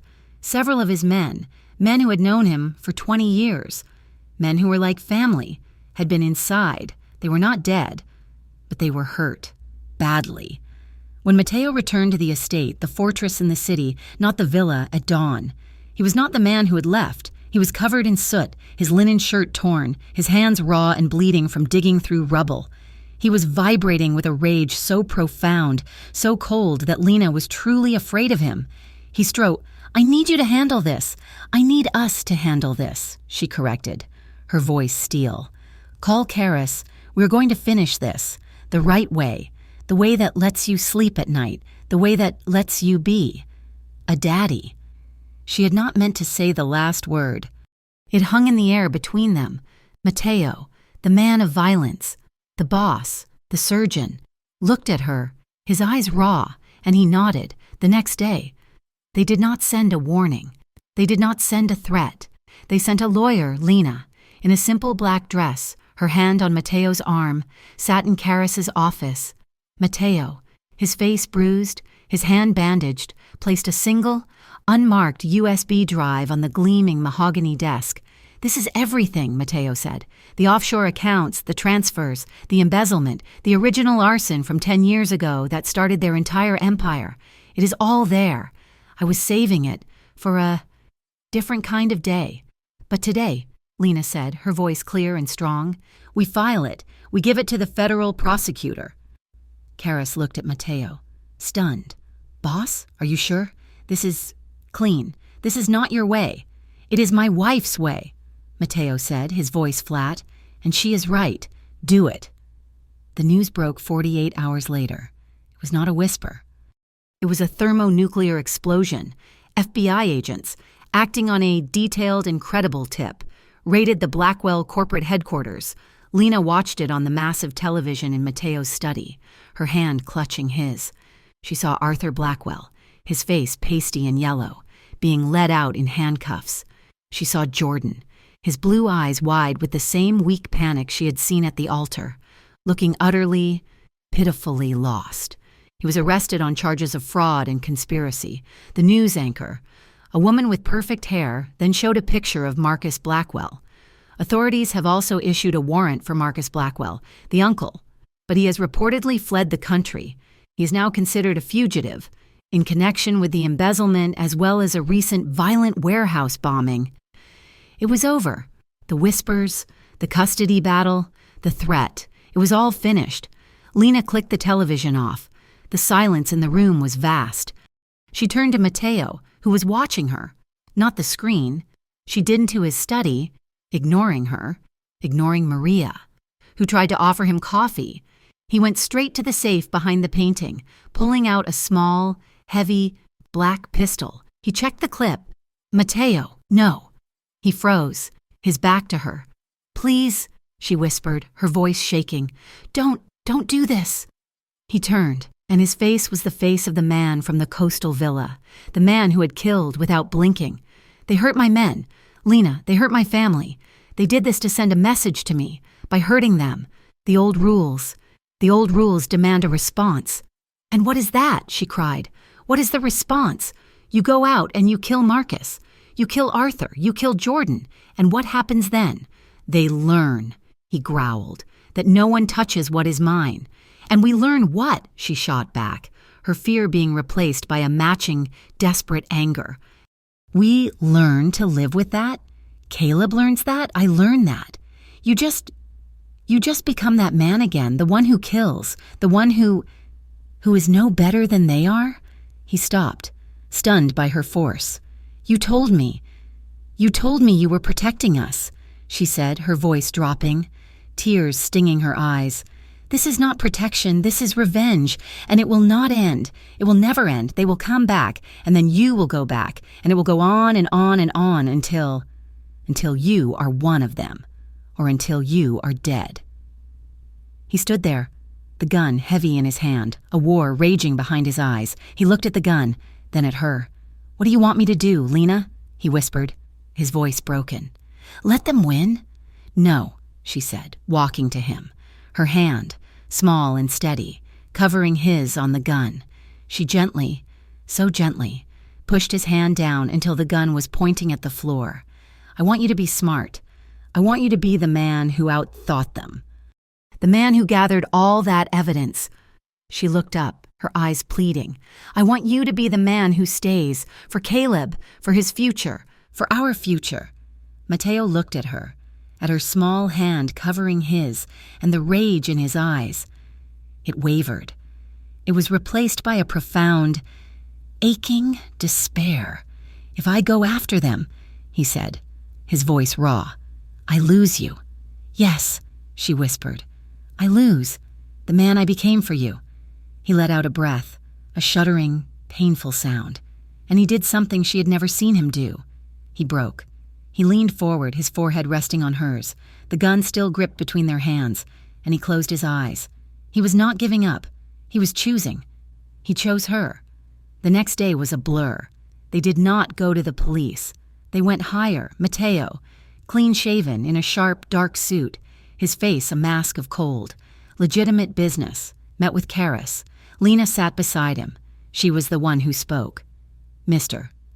DeLuca has irrefutable evidence of financial crimes committed by the Blackwell Corporation. Embezzlement, fraud, arson.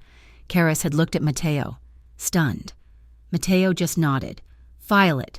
All of it. With the FBI, not the locals.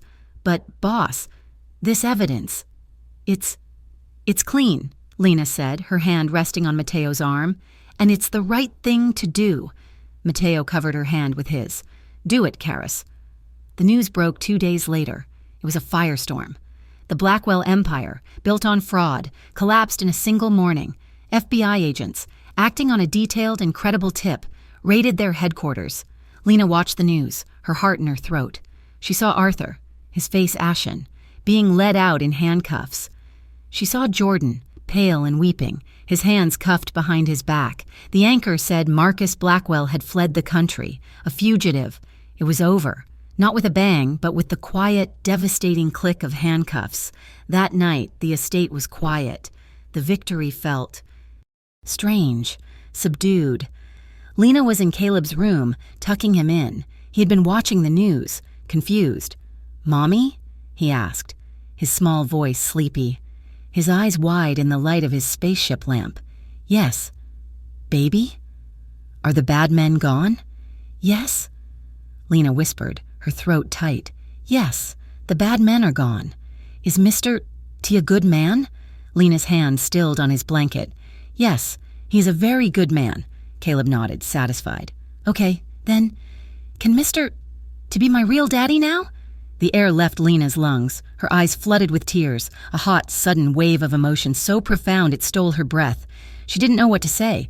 She just kissed his forehead, her tears dripping onto his curls. Go to sleep, my sweet boy. She stood in the doorway, her hand over her mouth, and when she turned, Mateo was standing in the hall. He had heard. His face was... She had no words for it. It was not the face of the boss, or the warrior, or the husband. It was the face of a man who had just been given a gift so fragile he was afraid to touch it. He looked undone. He didn't say anything. He just watched her, his expression raw, before turning and walking away. She found him later, in their room.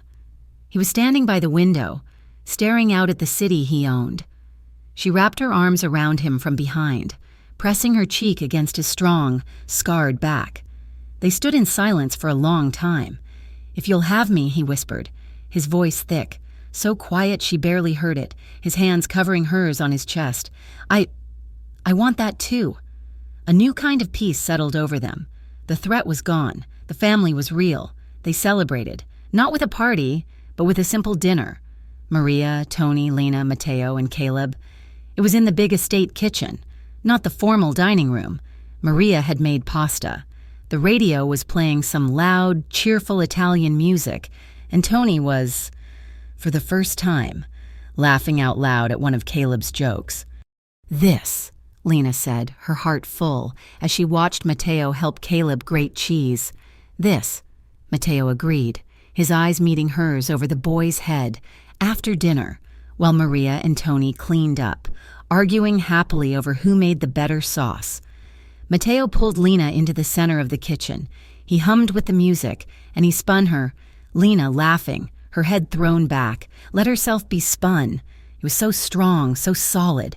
He lifted her, her feet leaving the floor, and she squealed, a sound of pure, unadulterated joy. He spun her around, and she laughed until her stomach hurt. He set her down, but he didn't let her go. He held her close, his laughter fading into a soft smile. He was happy. Truly, deeply happy. His hands rested on her waist, warm and possessive. Then, his smile softened, and his gaze grew tender. His hands slid down, over her hips, to her belly. He kissed her forehead, and then he bent down, and he kissed her. A soft, reverent kiss. Right on her stomach, through her dress. This house, he murmured against her, his voice full of a new, hopeful emotion. It is too quiet. It needs more. Noise. More. Family. Lena's breath caught. He was hinting. He was asking. He wanted. The front door, the heavy, solid oak door of the fortress, exploded. The sound was a deafening, echoing crash of splintering wood and shattering glass. The music stopped. Maria screamed. Mateo moved. A single, fluid motion. He shoved Lena behind him, his body a shield, his hand already inside his jacket. "Tony, get Caleb!" In the ruined doorway, silhouetted by the flashing, frantic lights of the breached security system, stood a man. He was not alone. There were 5, 6 men with him, all armed, but the man in front, Lena knew him. Marcus Blackwell. His suit was rumpled. His face was a mask of insane, twitching rage, his eyes bloodshot. He had not fled. He had returned. He raised a heavy, black gun, his hands shaking. "You!" he screamed, his voice a broken, high-pitched shriek. He wasn't looking at Mateo. He was looking at Lena. "You were supposed to be erased." The splintering crash of the door was the sound of the world ending. Maria's scream was a high, thin wail of terror. The kitchen, moments before a haven of warmth and laughter, became a war zone. Marcus Blackwell stood in the ruined frame, his eyes wild, his suit stained, a gun gripped in his shaking hands. He was a man with nothing left, and that made him the most dangerous man in the world. "You were supposed to be erased!" he shrieked, his voice cracking, his aim wavering. Fixed on Lena, Mateo didn't hesitate. There was no thought, only action. He was not the boss, not the husband, he was a shield. "Tony!" His voice was a roar that cut through the chaos. "Caleb, now! Tony, already moving, scooped Caleb up from his chair. The boy was so stunned, he didn't even cry. "Maria, my office, now!" Mateo yelled. He grabbed Lena, shoving her behind him, his body a wall of muscle between her and the intruders. "Move, toward my study. Do not look back." He fired. He didn't have his gun. He had snatched a heavy, serrated knife from the butcher block. He threw it, not at Marcus. At the man to his left, the knife sank deep into the man's shoulder with a wet, heavy sound. The man screamed and his gun fired, a spray of bullets shattering the plaster of the ceiling. It was the distraction they needed. Tony, with Caleb, was already down the hall.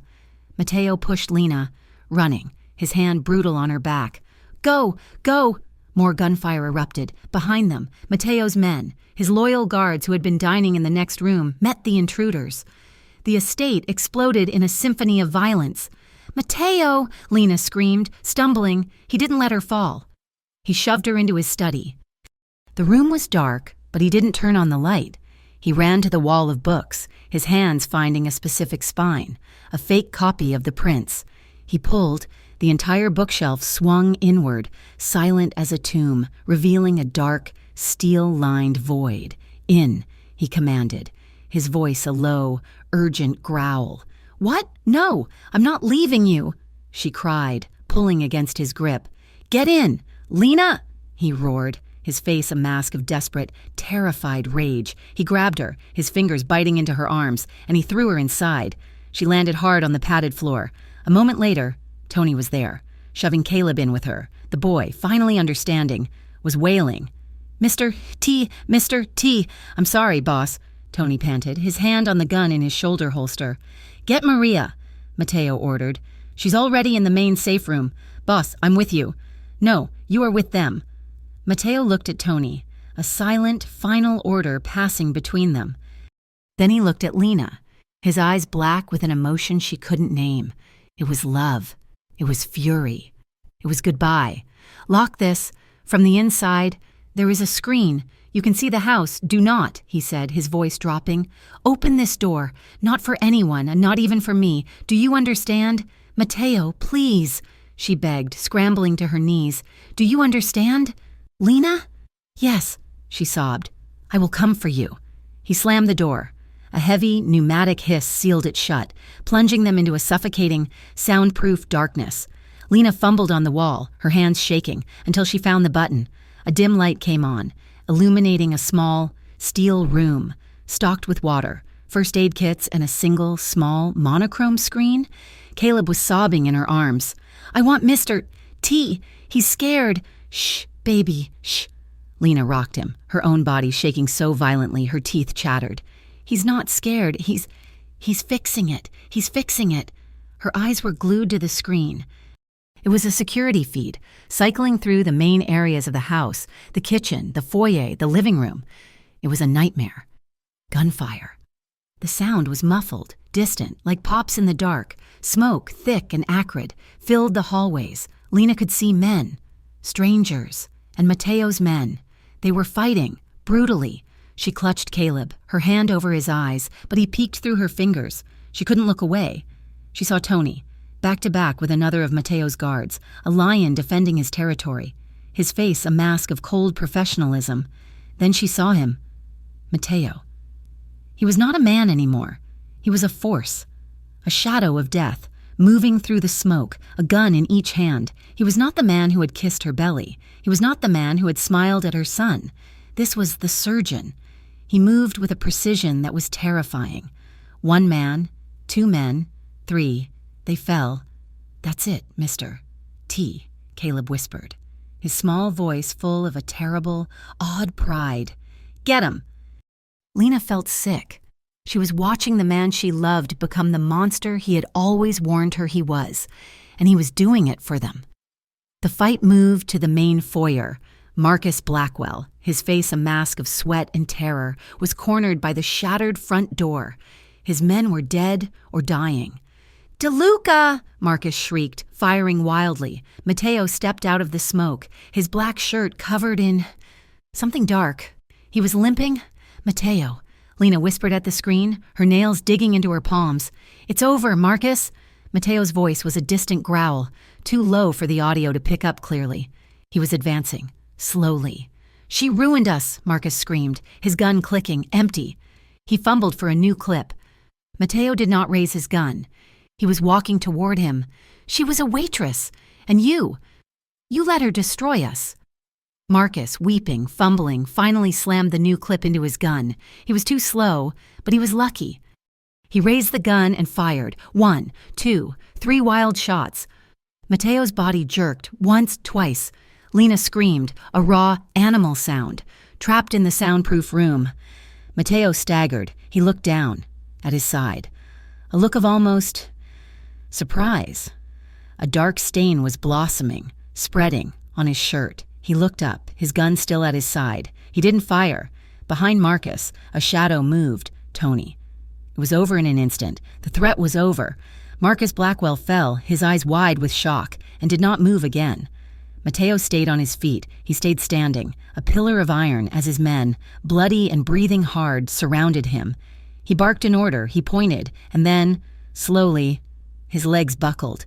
He went down, first to one knee, and then he collapsed onto the marble floor. "No, no, no, no." Lena was sobbing, her hands beating on the steel door. "No, let me out, let me out. Caleb, close your eyes, close your eyes." She heard a voice, distorted, from a speaker. Signora DeLuca? It was Tony. Is he—" She couldn't say it. "He's alive." Tony's voice was strained. "He's alive. Lena, but we're losing him. I'm opening the door." The hiss of the seal breaking was the loudest sound she had ever heard. She burst out, Caleb still clinging to her, and ran. The smell hit her first. Smoke, iron, and death. The foyer was a slaughterhouse. She didn't look. She only saw him. He was pale. So pale. His skin a waxy, gray color. His men had ripped his shirt open. There was so much blood. Mateo.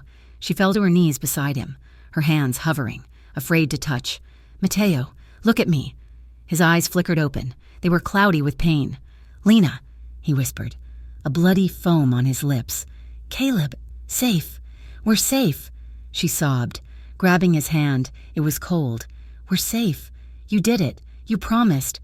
"Good," he sighed, his eyes closing. "No," she shrieked, shaking him. "No, you don't. You don't get to do this. You promised to protect us. You promised. Now let me protect you. Stay awake, Mateo. Stay awake. You do not leave me. Do you hear me? You do not leave me." She held his face, her tears dripping onto his, her voice a raw plea in the smoky, ruined hall, as the distant wail of sirens, his doctors, grew closer. The hospital was a sterile, white, timeless hell. Lena sat in the plastic chair, her clothes still stained with soot, her hands locked together for 1 day, then 2. Tony and Maria had taken Caleb back to the estate, which was being cleaned, scrubbed of the violence, by a team of silent, efficient men. But Lena had not left. She had not slept. He was alive. He had survived the surgery. 2 bullets. One had grazed his ribs, the other had done damage. He was unconscious. She sat and she waited. She held his hand, the one that wasn't attached to an IV, and she willed her strength into him. "You can't go," she whispered into the antiseptic quiet of the private room. "You can't. Caleb is waiting for you.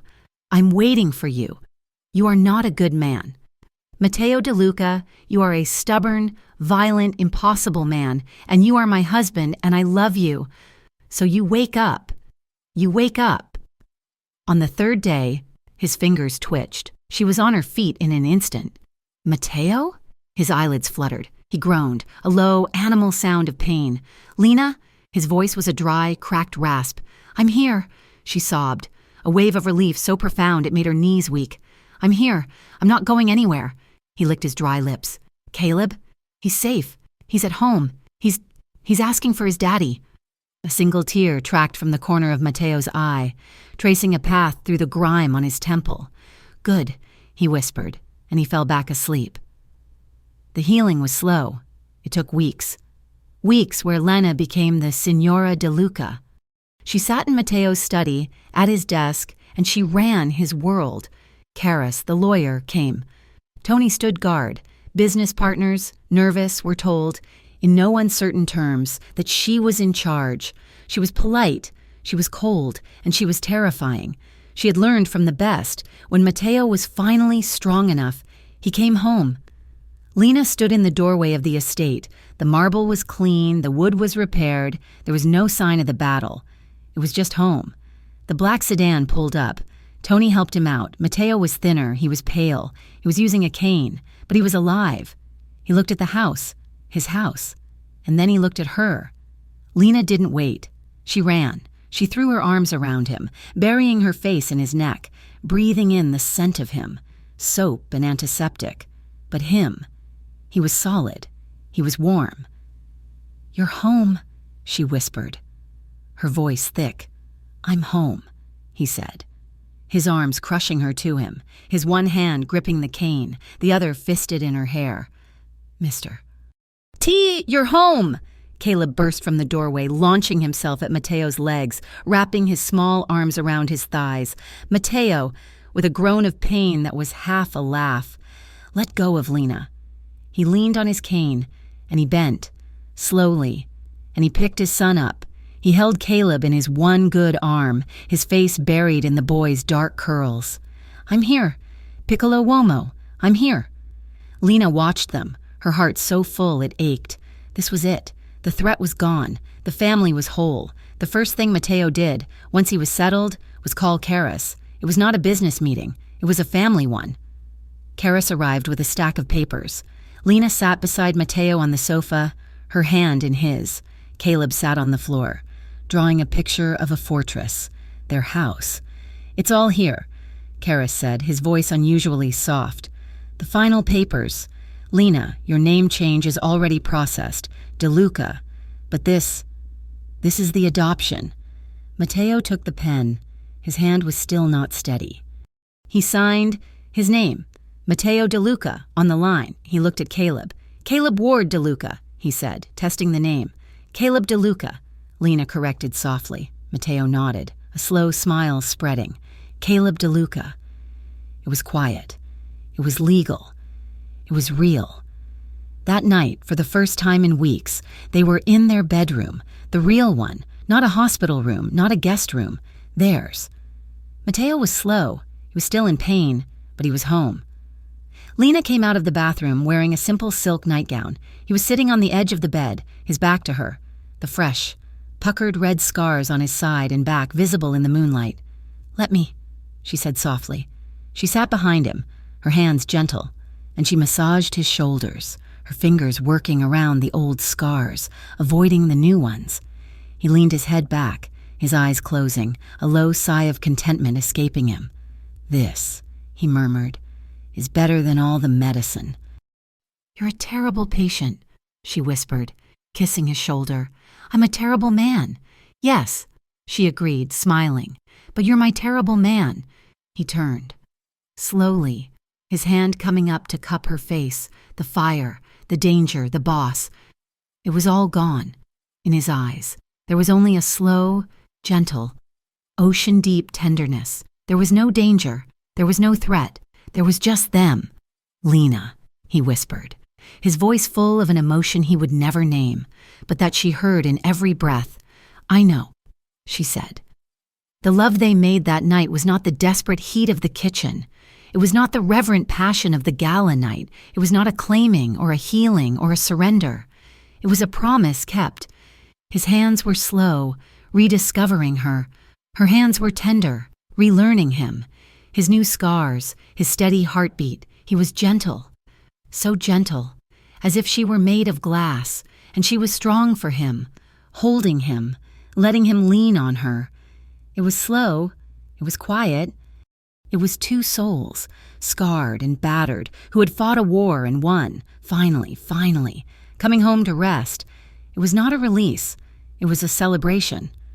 Months passed. The seasons turned. The house, once a fortress, became a home. It was filled with noise, Caleb's friends, laughter, the sound of Maria singing badly in the kitchen. Lena was standing on the balcony, staring at the city. She was wearing one of Matteo's shirts again, but it fit differently. It pulled tight over the soft, round curve of her belly. The door slid open. Mateo came out, his cane long gone. He was strong again. He wrapped his arms around her from behind, his large hands spreading protectively over her stomach. He pressed his lips to her neck. "You're thinking," he murmured. "I'm remembering," she said, leaning back into his solid warmth. "The rain, the church, a lifetime ago," he said. He knelt, his movement still so fluid, and he pressed his face to her belly. He kissed the tight, smooth skin, a soft, reverent kiss. "Hello, in there," he whispered, his voice thick. You will never know fear. Do you hear me? Not with us. You will only know. This peace. I promise." Lena threaded her fingers through his hair, her eyes closing, a single, happy tear escaping. The final scene was one of perfect, impossible peace. It was summer. The garden, which Lena had insisted on planting, was in full, chaotic bloom. She was barefoot, her blue dress a familiar color, her hair long and loose. In her arms, she held a small, bundled newborn. A little girl with a tuft of dark hair, Caleb, now 7 and impossibly tall, was running through the sprinklers. His laughter a bright, sharp sound in the warm afternoon. Mateo watched from the porch. He was leaning against a post, a rare, soft smile on his scarred face. He watched his son, his daughter, and his wife. He watched his world. Lena looked up and her eyes met his. She smiled. He didn't save her from the altar that day. He had done something far more profound. He had saved her from a life where she thought she didn't matter. He had saved her from being invisible. And she had saved him from being a monster in the dark. She had saved him from being alone. Thank you so much for listening to our story. We are so grateful to have you here. We would love to know where in the world you are listening from. Please drop a comment in English and let us know. If you enjoyed this, please subscribe to Mafia Romance Stories so you never miss a new episode. We cannot wait to read your thoughts, so please share them with us. Until next time.